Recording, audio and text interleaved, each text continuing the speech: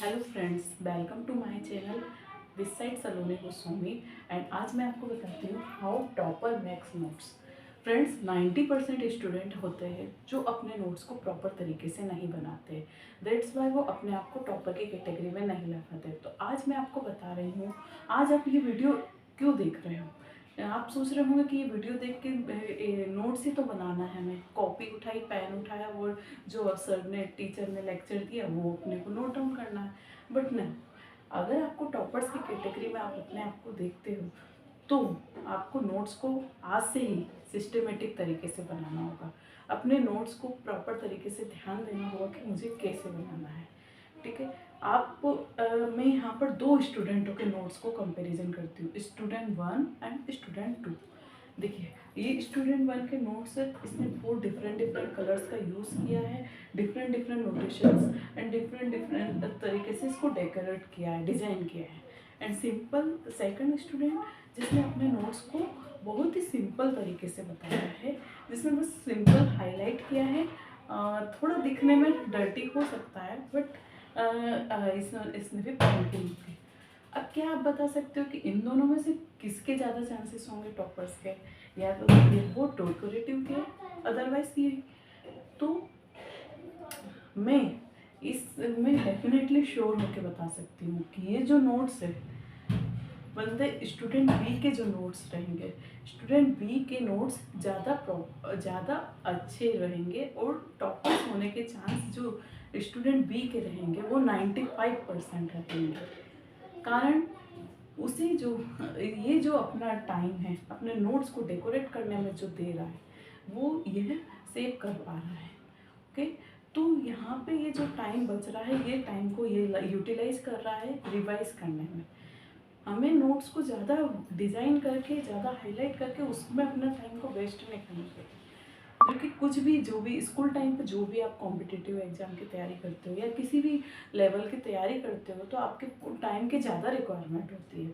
तो आप rather than कि आप डिफरेंट डिफरेंट कलर से उसे डेकोरेट करें, उसकी कंपैरिजन में आप नोट्स को कि नोट्स किस तरीके से बनाते हैं। नोट्स एक्चुअल में दो टाइप्स करते हैं, long type notes and short notes. तो लॉन्ग नोट्स को आप किस तरह से बनाते हैं? एक्चुअल में लॉन्ग नोट्स आप कब बनाते हो? जब आप कोचिंग क्लासेस जाते हो या स्कूल की क्लासेस अटेंड करते हो, तब आप पूरा थ्योरेटिकली स्टेप बाय स्टेप पूरी पूरी चीज़ें नोट डाउन करते हो। तो इस नोट्स को आप किस तरीके से बनाओगे? There are 4 steps to make long notes. Step to make long notes, simple notes, it should be simple. आपको बहुत ज़्यादा, मतलब एक तो फर्स्ट थिंग, इसको डिजिटल नहीं बनाना है कि जो अभी नोट हो रहा है तो आप कॉपी मोबाइल पे डिजिटली वर्क कर रहे हो, ये नहीं करना आपको। पेन से सिंपल कॉपी पेन पे नोट डाउन करना है। It should be very simple. आप बहुत ज़्यादा डिफरेंट डिफरेंट कलर का यूज़ मत करो। एक हाईलाइट करने के लिए अंडरलाइन कर सकते हो, but don't waste your time.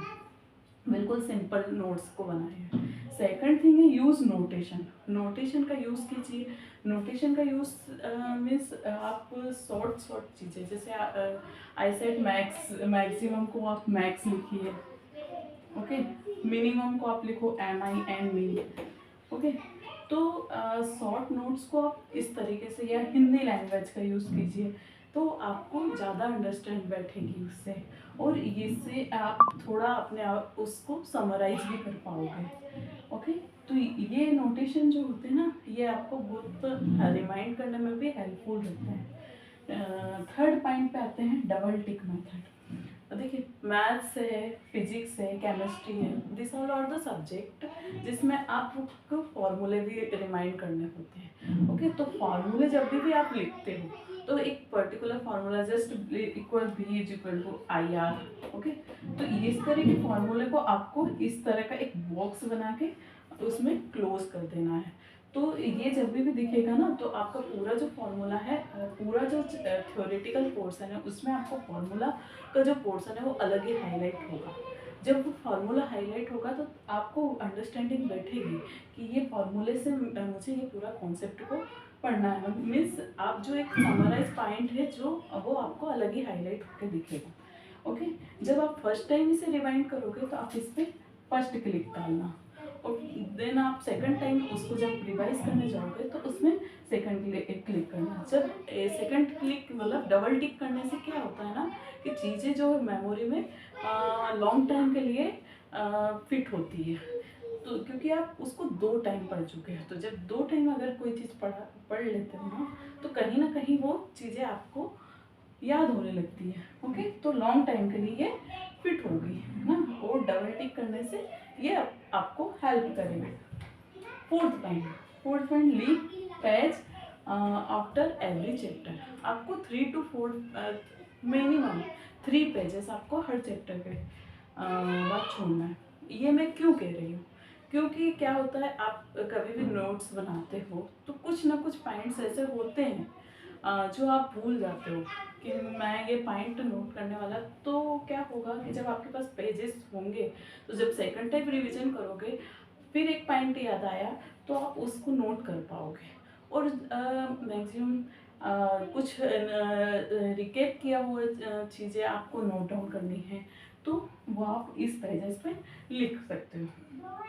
Most important thing, जब भी नोट्स बनाना स्टार्ट करोगे, जब भी तो सबसे पहले फ्रंट पेज पे आपका क्या होना चाहिए, एम होना चाहिए। फ्रंट पेज पे क्या होना चाहिए, एम होना चाहिए। एम जो भी एंट्रेंस एग्जाम आप क्लियर करना चाहते हो या जो भी कॉम्पिटिटिव एग्जाम है या फिर जो भी आपका ड्रीम है तो वो किस पेज पे होना चाहिए, फ्रंट पेज पे। एम लिखने से क्या होगा, एम लिखने से जब भी आप अपना नोट्स उठाओगे, जब भी आपका पढ़ाई का मन होगा, जब आप फ्रंट पेज देखोगे ना तो आप अपने आप को मोटिवेट कर पाओगे, हाँ मुझे ये पढ़ना है, और आप जल्दी जल्दी उसे रिमाइंड करोगे तो वो बहुत अच्छे से आपको मोटिवेट करेगा। इसलिए सबसे पहले अपने फ्रंट पेज पे क्या नोट डाउन करोगे, अपना एम नोट डाउन करोगे। Come to the fifth point, underline important point. Important point को आपको अंडरलाइन करते जाना। इम्पोर्टेंट पॉइंट को जब आप अंडरलाइन करोगे ना तो हाइलाइटर का यूज़ कर सकते हो आप। ओके, हाईलाइट से कर दो या फिर, तो यहाँ पे आपको हर एक पॉइंट को अंडरलाइन नहीं करना है, आप उसको समराइज करोगे या जो भी टीचर या आपकी फैकल्टी बताएगी तो उसके जो कुछ मेन पॉइंट्स होंगे आप उसे पढ़ोगे, आपको अंडरस्टैंड होगा तो वो पॉइंट को आपको अंडरलाइन कर लेना है। ओके, तो ये तो हो गया long notes. Now we talk to short notes.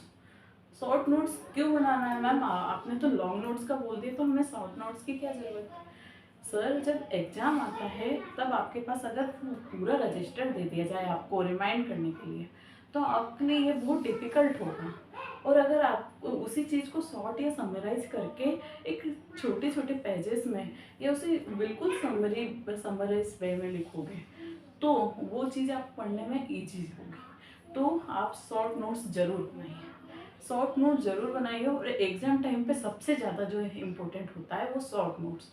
तो शॉर्ट नोट्स को जब आप बनाओगे तो उसमें भी कुछ पॉइंट्स होते हैं, रिमेंबर शॉर्ट पॉइंट्स को बहुत ज़्यादा इसमें अवॉइड करना है आपको, जो नेसेसरी नहीं है। हर छोटी चीज़ों को बिल्कुल शॉर्ट में एक पेज लेना, टेक 1 पेज ओनली।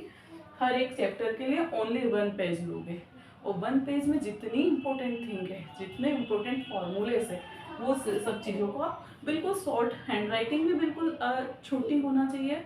और पूरा आपको यहाँ पर इसको 3 ब्लॉक में आप चाहो तो डिस्ट्रीब्यूट कर लो।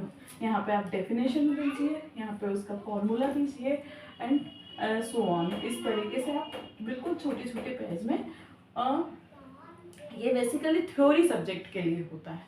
थ्योरी सब्जेक्ट में क्या होता है, एंड टाइम पे आप अगर पढ़ना चाहोगे तो आप बहुत ज़्यादा चीज़ें नहीं पढ़ पाते। फॉर्मूले तो आप रिवाइंड कर पाते हो बट थ्योरी हुआ, एसएसटी जैसे सोशल साइंस सब्जेक्ट हुआ तो ये सब्जेक्ट थ्योरेटिकली होता है। तो यहाँ पर अगर आप इन चीज़ों की हल्की शॉर्ट में समरी लिखेंगे तो it will be helpful for your exam to become a topper. आप टॉपर की कैटेगरी में आ सकते हो। और second point, most important point, जब भी आप कोई भी टॉपिक पढ़ते हैं तो आपके मन में ये 3 क्वेश्चंस जरूर आने चाहिए। WWH, W से मीन्स होता है, W मीन्स वॉट। तो कुछ भी चीज़ पढ़ रहे हो आप तो suppose just like combination reaction, तो आपको पता होना चाहिए व्हाट इज कॉम्बिनेशन रिएक्शन, ठीक है। Why, second W stand for why, why the combination reaction held, combination reaction क्यों होती है, and third point is how, how it will happen. तो यहाँ थर्ड पॉइंट होता है हाउ। ओके, तो ये 3 पॉइंट आपको शॉर्ट समरी में नोट डाउन करना है। तो suppose you have a 10 chapter, तो 10 चैप्टर के नोट्स जो प्रिपेयर होंगे, शॉर्ट नोट्स, वो 10 पेजेस में प्रिपेयर होंगे। ओके, इतने सब पेजेस को समराइज करके आपको ओनली 10 पेजेस के ऐसे नोट्स को प्रिपेयर कर लेना है जो आपके टॉपर्स बनने में आपको हेल्पफुल करेंगे रहेंगे, क्योंकि एंड टाइम पे आप सब 1 या 2 डे के हॉलीडेज में आप बहुत कुछ नहीं कर पाते हो, तो इनको समरी में आप पढ़िए, ये बहुत ज़्यादा हेल्प कर रहेंगे। और इसमें आप हर एक इम्पोर्टेंट टॉपिक को इंक्लूड कर लीजिएगा। ये टाइम आपके लिए, ये पहले से करोगे, it will be helpful. Okay, इसमें आप फ्लो चार्ट या माइंड मैप का यूज़ कर सकते हो। सपोज कि आपके पास कुछ कॉन्सेप्ट है जो आपके 1 पेजेस में नहीं इंक्लूड हो पा रहे हैं, तो फिर आप क्या करेंगे, आप माइंड मैपिंग या फ्लो चार्ट, फ्लो चार्ट बोले तो डायग्रामेटिक में use diagram for different different kinds. तो इस तरह के डिफरेंट डिफरेंट काइंड के फ्लो चार्ट, इनमें आप मेन जो पॉइंटिंग है उसको आप नोट डाउन कर लीजिएगा, तो ये आपको हेल्प करेंगे। गाइस, अगर आपको मेरे वीडियो में पसंद आया तो आप ज़रूर इस वीडियो को लाइक, शेयर एंड सब्सक्राइब करें। Thank you.